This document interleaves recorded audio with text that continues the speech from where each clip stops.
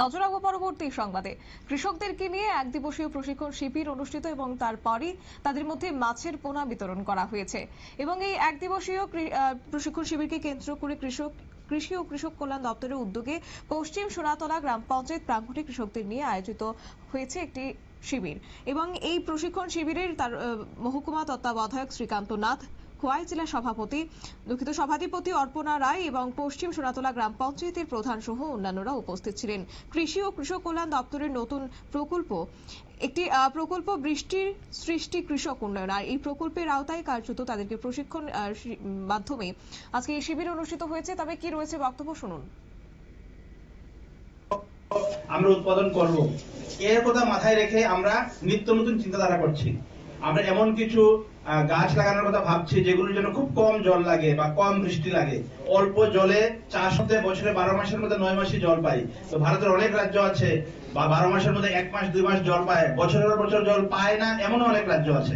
ওইখানেও তো কৃষক আছে, এরাও তো চাষ করে। আমরা তাদের থেকে অনুপ্রাণিত হচ্ছি।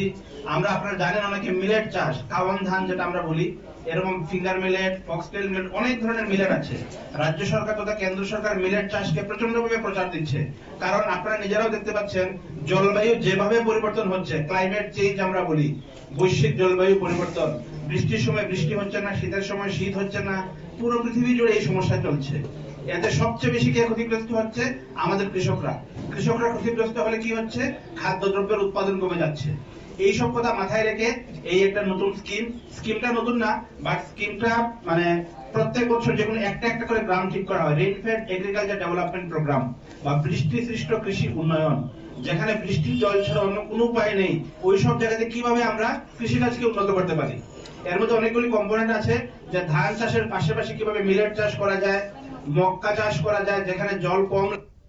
আপনারা শুনলেন ওনার বক্তব্য। অবশ্য বৃষ্টির সৃষ্টি কৃষক উন্নয়ন এবং তার আওতায় এক দিবসীয় প্রশিক্ষণ শিবির। অবশ্যই এই প্রকল্পের মাধ্যমে পশ্চিম সোনাতলা এলাকার কৃষকদের আয় দ্বিগুণ করার লক্ষ্যে উন্নত মানের চাষাবাদ করার জন্য কিছু সামগ্রী বিতরণ করা হয়েছে। এবং এই অনুষ্ঠান শেষে প্রায় 200 জন কৃষকদের সঙ্গে কার্যত মাছের পোনা বিতরণ করা হয়েছে। নিয়ে নিচ্ছে ছোট্ট একটি বিজ্ঞাপন বিরতির সঙ্গে থাকুন।